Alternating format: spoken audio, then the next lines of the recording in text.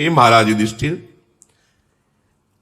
आपने पूछा कि मुझको जैसा कष्ट प्राप्त हो रहा है, क्या किसी धर्मात्मा को ऐसा कष्ट प्राप्त हुआ?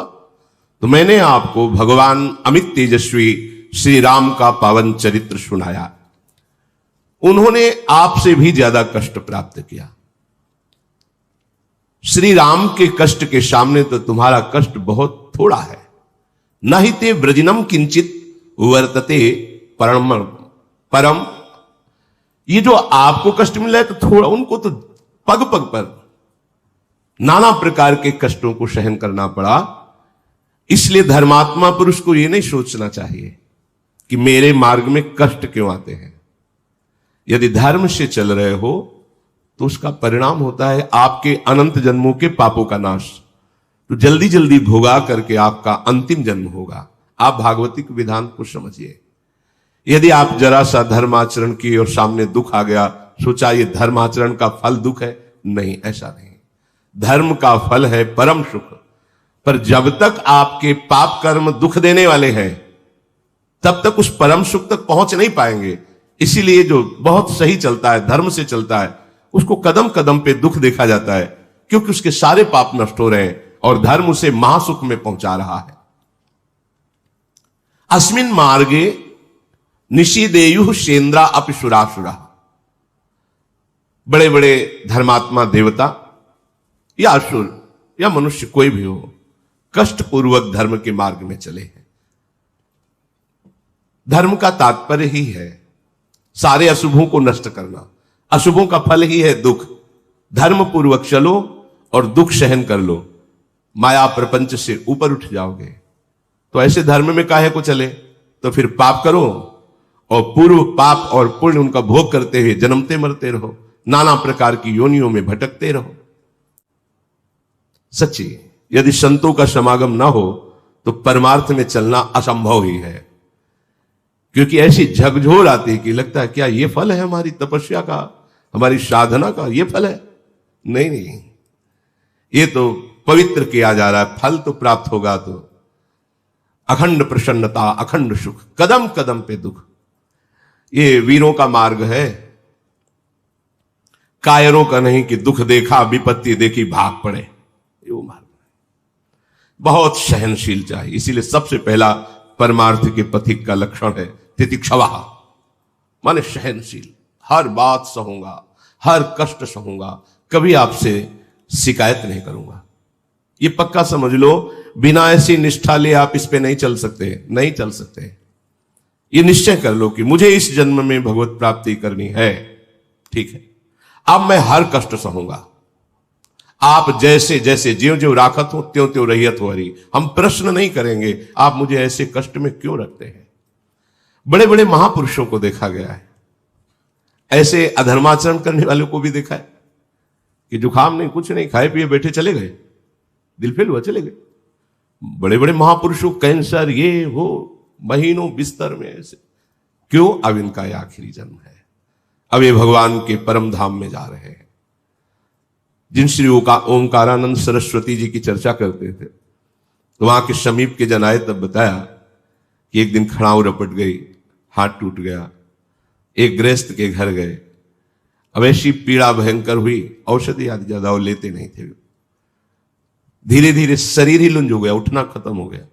कई महीने जिस कमरे में थे शरीर से दुर्गंध आती थी, ऐसे कपड़े से पूछो तो त्वचा निकल आती थी। उनका कैसे बताए, 10 प्रकार की खुशबू की अगरबत्ती लगा के कमरे में ऐसे। बोले क्या ऐसे महापुरुषों को ऐसा भी कष्ट होता है? तो देखो उस कष्ट से बिल्कुल अतीत है। जो अपने स्वरूप को प्राप्त महापुरुष हैं उन्हें किसी भी तरह से ऐसे कष्टों में विचलता नहीं होती। पर है तो अंग ही ना, वहां टूटा है तो हाथ थोड़ी उठेगा। अब कष्ट है तो जबान लड़खड़ाएगी, ऐसे निकलेगा। पर ये सब होते हुए भी वो एक ऐसे आनंद खजाने में बैठे हुए कि उनको इसका शोक नहीं है। अभी संसारिक पार्थिव शरीर धारण करने वाले देहाभिमानी जन कैसे उस स्थिति को जाने। जो गृहस्थ में है और पुत्रहीन है उसका जीवन व्यर्थ है, मार्कंडेय जी कह रहे। गृहस्थ धर्म की सार्थकता है कन्या हो या पुत्र हो, संतान होना चाहिए। यदि नहीं तो फिर वैराग्य भावना लेकर के दोनों भजन करो, संस्कार लो। गृहस्थ धर्म का त्याग करके वानप्रस्थ या संन्यास वैष्णव जो भी भावना बने, भगवत मार्ग का अनुसरण करो, काम बन जाएगा। यदि गृहस्थ में हो और संतान नहीं है तो यहां आदेश करते वृथा जन्मानि चत्वारि वृथा दानानि षोडश। वृथा जन्म अपुत्रस्य ये च धर्म बहिष्कृताः, उसका जीवन धिक्कार बेकार जिसके गृहस्थ धर्म में संतान न हो। संतान का तात्पर्य केवल बेटा ही नहीं है, बेटा और बेटी दोनों समान है। ये जो निकृष्ट भाव बैठा हुआ है, बेटी हुई उदास हो गए, लड़का हुआ थाली बजाओ घंटा बजाओ जिससे बहुत बड़ा, बिल्कुल ठीक नहीं है। ये बेटा होता किससे है? बेटी से ही होता है। तुम किससे हुए हो? किसी मां से हुए हो। वो क्या थी? किसी की बेटी ही थी। कैसी मूर्खता छा गई है, गर्भस्थ बेटी की कोई परवाह न करके उसको, ये क्या है? कितने राक्षस वृत्ति में आ गए हैं हमारी। राक्षस भी अपने बच्चों को नहीं खाते। कितनी राक्षसी बुद्धि। हम सुंदर दिखना चाहते हैं, समाज में सम्मान पाना चाहते हैं, और पाप कर्म कैसा? बेटी है गर्भ में, हत्या करा दो, नहीं चाहिए। तो बेटा कहां से पैदा होगा? वो किसी की बेटी से ही तो पैदा हो रहा है। कैसी मूढ़ता छा जाती है। वैसे भी शास्त्र में स्त्री हत्या करना बहुत बड़ा महापाप कहा गया है। फिर भ्रूण हत्या, गर्भ हत्या, गर्भस्थ शिशु की, उसमें भी कन्या, सर्वनाश। इसके बाद फिर रोते हैं, हमने कौन सा पाप किया, भगवान ने हमारा पुत्र छीन लिया। कौन सा पाप किया, भगवान ने ऐसा कर दिया। अरे अपने डायरी में तो लिखा करो कि तुमने कौन से पाप किए हैं। फिर जब परिणाम आवे तो सोचोगे तो लगेगा बहुत हल्के में निपाट रहे हैं भगवान, हमें तो बहुत कष्ट मिलना चाहिए। कैसी कैसी निर्दयता बैठ गई हो। हम मनुष्य कहलाते हैं, सदगृहस्थ कहलाते हैं, गर्भ से चलते हैं और गर्भस्थ शिशु की हत्या करते हैं। मान जाओ, ना सत्संग सुन रहे हो, ना शास्त्र स्वाध्याय कर रहे हो, इसलिए तुम्हें पता नहीं कि तुम कौन सा पाप कर रहे हो। ऐसे ये पाप, कुछ पाप ऐसे हैं जिनको वज्र की लीक कहा गया। वज्र की लीक में मिटाल नहीं सकते, तुम्हें भोगना पड़ेगा। जो गृहस्थ है और संतान नहीं है, उस जीवन को सार्थक करने के लिए अपने गृहस्थ जीवन का त्याग करो, तीर्थ धाम कहीं वास की व्यवस्था करो और दोनों मिलकर भजन करो, अपने शरीर को पूरा करो, तो जीवन सार्थक हो जाएगा। अगर गृहस्थ है, संतान है, पढ़ाओ लिखाओ, उसको उसी योग्य करो जैसे तुम्हारे माता पिता ने किया है, तो तुम उस ऋण से मुक्त हो जाओगे। और फिर भी भजन करो, भजन ही तुम्हें भगवान की प्राप्ति कराएगा। दूसरा, जो अपने धर्म से भ्रष्ट हो चुका है उसका जीवन व्यर्थ है। आपका एक धर्म है, सबसे पहला धर्म है मनुष्य धर्म। मनुष्य का क्या कर्तव्य है?